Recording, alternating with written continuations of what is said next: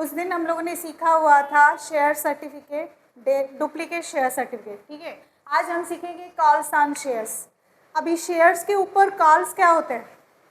Shares के ऊपर calls का मतलब ये होता है कि आपने एप्लीकेशन फ़ीस भरा है, उसके बाद अलॉटमेंट फ़ीस भरा है, बाकी जो आपका बैलेंस अमाउंट है उसको क्या बोलते हैं? Calls on shares.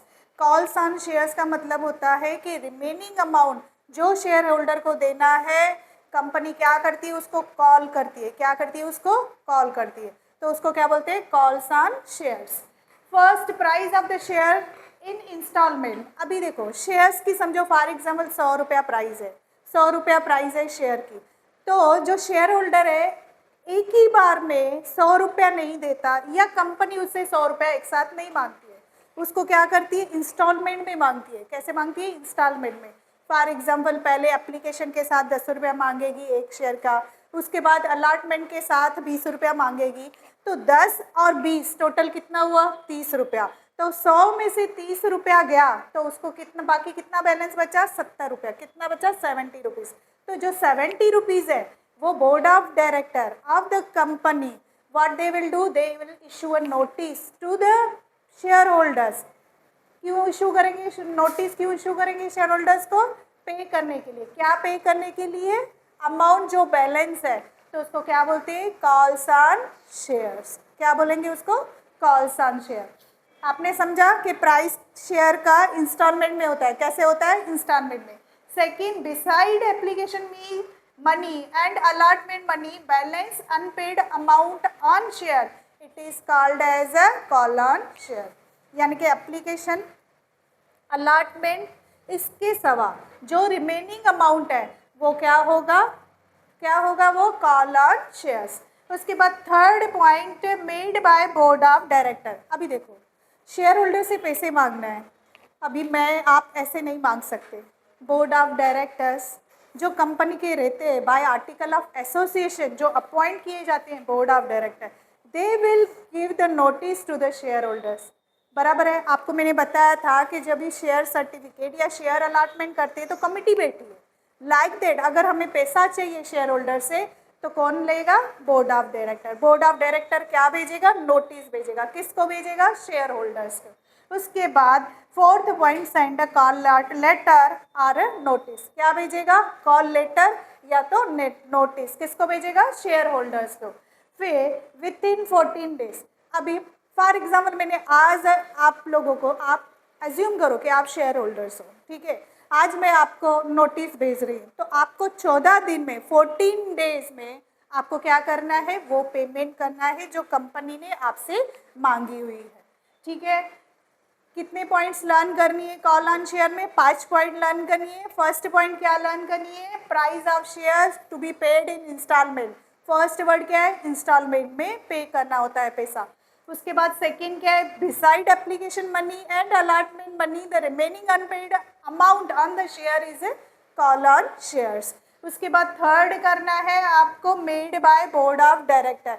whatever the notice is sent by the company to the shareholders, that is done by the board of directors. उसके बाद fourth point, send a call letter और नोटिस। अभी देखो कंपनी की बात कर रहे हैं, we are talking about a company. आलू चालू चीज़ की बात नहीं कर रहे, we are talking about a company. मैं वर्ड क्या बोल रही? कंपनी बोल रही। तो कंपनी ऐसे काम नहीं करती है, having a some proof, evidence होता है। तो वो एविडेंस प्रूफ क्या होगा? नोटिस या लेटर। किसको देंगे? शेयर होल्डर्स के। उसके बाद लास्ट विद इन 14 डेज। अभी आज आपको अगर आ जाता है तो 14 डेज में आपको जो कॉल ऑन शेयर्स अमाउंट है जो आपको बोला गया है वो पे करना पड़ेगा। आपने समझा ये क्या था? Call on shares. अभी नेक्स्ट टॉपिक इसके बाद जो है फॉर फीचर ऑफ शेयर्स। देखो forfeiture of the share. अभी फॉर फीचर ऑफ शेयर्स का मतलब होता है, फॉर एग्जाम्पल कोई शेयर होल्डर है, उसके पास पैसे नहीं है, ही और she is not having a money to pay, ठीक है। अभी उसको टाइम दिया गया है 15 डेज, यू हैव टू पे द मनी, बट ही या she has not paid the money. तो उसके शेयर क्या कर देंगे? फॉरफिट। क्या कर देंगे उसके शेयर? फॉरफिट। उसको क्या बोलते हैं? For feature of shares. क्या बोलते हैं उसको? For feature. फॉर फीचर का मतलब क्या होता है कि अगर सामने वाला बंदा पैसे पे नहीं कर रहा है तो उसके शेयर्स को क्या कर देंगे? Forfeit. Take away the ownership. अभी देखो कंपनी ने उसके शेयर्स फॉरफिट किए यानी कि फॉरफीचर ऑफ द शेयर्स किए, तो अभी ओनरशिप भी उसकी चेंज हो जाएगी, बराबर है। उसके क्या किए, शेयर्स कंपनी ने ले लिए। फॉरफीचर का मतलब क्या होता है, कंपनी ने वो शेयर्स ले लिए, अपने पास रख लिए। अभी वो कंपनी अपने पास रख के क्या करेगी, अचार थोड़ी बनाएगी, वो क्या करेगी, वापस इशू करेगी। वापस इशू करेगी यानी कि वापस सेल करेगी दूसरे शेयर होल्डर्स को। अभी देखो दिया है गिव, तभी भी उसको पहले नोटिस भेजेगी। क्या भेजेगी, नोटिस भेजेगी। अभी देखो हम कंपनी की बात कर रहे हैं, कंपनी हर काम अपना रूल्स और रेगुलेशन डॉक्यूमेंटेशन से करती है, तो पहले क्या भेजेगी, उसको नोटिस भेजेगी कि आपने पैसे पे नहीं किए, then we are what we are doing, we are forfeit your shares. तो उसको क्या बोलते हैं, सेंड अ नोटिस। वो क्या भेज रहे हैं, नोटिस।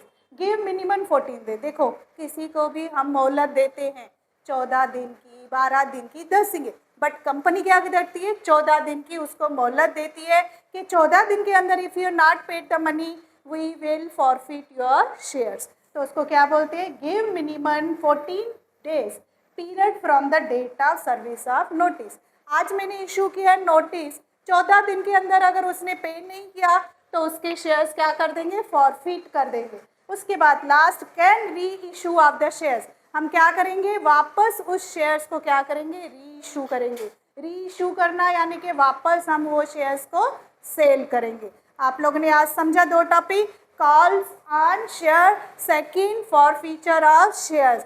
कॉल ऑन शेयर्स का शॉर्टकट में लर्न करने का तरीका, कॉल्स ऑन शेयर का मतलब रिमेनिंग अमाउंट कंपनी मांगती है। फॉरफीचर ऑफ शेयर्स का मतलब है शेयर्स को अपने कब्जे में करना अगर शेयर होल्डर उसके पैसे भर नहीं सकता है। Got it.